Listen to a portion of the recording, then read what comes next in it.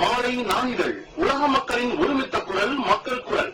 அரசியல், ஆன்மீகம், அறிவியல், கல்வி, மருத்துவம், பொருளாதாரம், சினிமா, விளையாட்டு உள்ளிட்ட உலக செய்திகளை ஒருங்கிணைந்து தரும் ஒரே மாலை நடுநிலை நாளிதழ் மக்கள் குரல். விலை ரூபாய் 3 மட்டுமே. உங்கள் செய்தி விளம்பரங்களை தந்து நீங்கள் பயன்பெறுங்கள். உடனுக்குடன் செய்திகளை தெரிந்து கொள்ள மக்கள் குரல் .net இணையதளத்தில் இணைந்திருங்கள். உலக மக்களின் ஒருமித்த குரல், மக்கள் குரல். மக்கள் குரல்.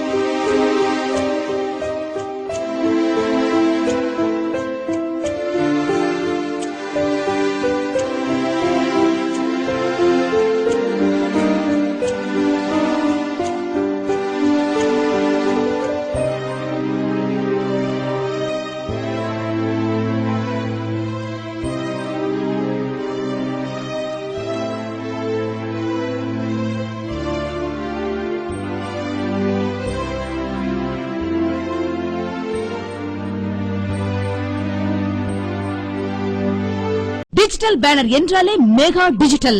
அரசியல், சினிமா, வியாபார விளம்பரம் பேனர்கள் செய்ய mount road Chintadripet casino theatre பின்புறம், அடையாறு கணபதிராம் தியேட்டர் அருகிலும் மற்றும் கோயம்பேடு விஜயா பார்க் ஹோட்டல் அருகிலும். செல் 9444007466.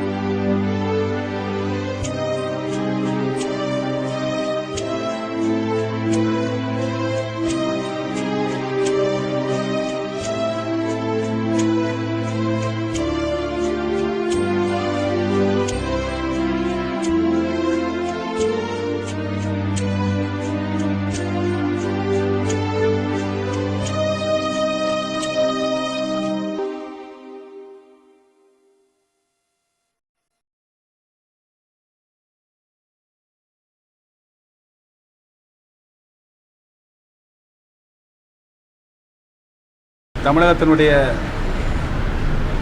பாரம்பரிய உரிமையான ஜல்லிக்கட்டுக்கு இருந்த தடை நீக்கப்பட வேண்டும் என்று தமிழக மக்களுடைய கோரிக்கையினை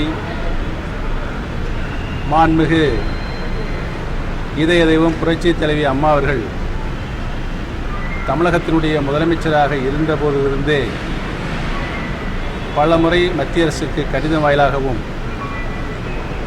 நேரில் சந்திக்கின்ற போதும் கோரிக்கை மனுவினை கொடுத்து வலியுறுத்தி வந்தார்கள். ஜல்லிக்கட்டுக்கு இருந்த தடையை நீக்கிட வேண்டும் என்று மாண்புமிகு இதய தெய்வம் புரட்சி தலைவி அம்மா அவர்கள் உச்ச நீதிமன்றம் சென்று சட்ட போராட்டம் நடத்தி அங்கே வழக்கு தொடுத்தார்கள். இந்த சூழ்நிலையில் தமிழக மக்களுடைய கோரிக்கையினை அனைத்து இந்திய அண்ணா திராவிட முன்னேற்ற கழகத்தினுடைய பொதுச் செயலாளர் மாண்புமிகு சின்னம்மா அவர்களும் நானும் மத்திய அரசை தொடர்ந்து வலியுறுத்தி கொண்டிருந்தோம். அந்த கோரிக்கையினை நேரடியாக நான் டெல்லி சென்று மாண்புமிகு பிரதமர் அவர்களை சென்று பார்த்து விரிவாக தமிழகத்தினுடைய பாரம்பரிய உரிமையான ஜல்லிக்கட்டிற்கு அனுமதி அளித்திட ஒரு அவசர சட்டத்தினை பிறப்பிக்க வேண்டும் என்று கேட்டுக்கொண்ட பொழுது தமிழக அரசு எடுக்கும் சட்டபூர்வமான நடவடிக்கைக்கு நாங்கள் உறுதுணையாக இருப்போம் என்ற உறுதியினை மாண்புமிகு பாரத பிரதமர் அவர்கள் அளித்தார்கள். அந்த அடிப்படையில் தமிழக அரசின் சார்பாக ஒரு அவசர சட்டத்திற்கு ஏற்பாடு செய்யப்பட்டு முன்மொழிவுகள் தயார் செய்யப்பட்டு மத்திய அரசினுடைய உள்துறை, சட்டத்துறை மற்றும் சுற்றுச்சூழல் ஆகிய துறைகளினுடைய ஒப்புதலை பெற்று மாண்புமிகு இந்திய குடியரசுத் தலைவர் அவருடைய ஒப்புதலையும் பெற்று அவசர சட்டம் பிறப்பிக்கப்பட்டது. அவசர சட்டம் பிறப்பிக்கப்பட்டதினால் ஜல்லிக்கட்டிற்கு நடத்துவதற்கு அந்த தடை முழுவதுமாக நீக்கப்பட்டிருக்கிறது. இன்றைய தினம் தமிழகத்தில் எங்கெங்கு ஜல்லிக்கட்டு நடைபெறுமோ அங்கேயெல்லாம் வாடிவாசல்கள் திறக்கப்பட்டிருக்கிறது. மாவட்ட ஆட்சித்தலைவர்கள் அனுமதி கொடுத்திருக்கிறார்கள். மாவட்ட காவல்துறை அதிகாரி உரிய பாதுகாப்பினை செய்து தந்திருக்கிறார்கள். பல இடங்களில் இன்றைக்கு ஜல்லிக்கட்டு நடைபெற்று கொண்டிருக்கிறது. இந்த அவசர சட்டத்திற்கு வருகின்ற நாளை கூடியிருக்கின்ற சட்டமன்ற கூட்டத்தொடரில் சட்ட முன்வடிவு வரவு கொண்டு வரப்பட்டு சட்டமாக்கப்பட்டு இந்திய குடியரசுத் தலைவருடைய ஒப்புதலை பெறுவோம் என்பதனை தெரிவித்துக் கொள்கிறேன்.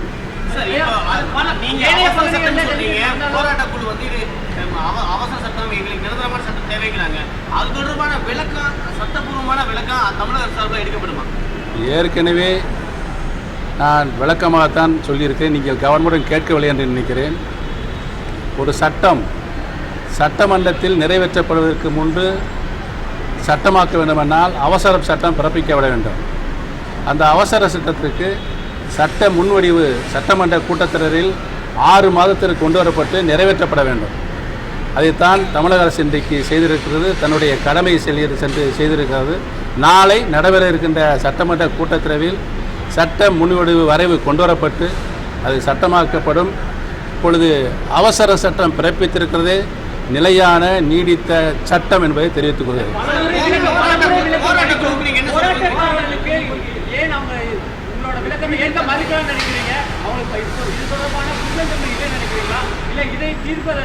அந்த காரணங்கள் உங்களுக்கு நன்றாகவே தெரியும்.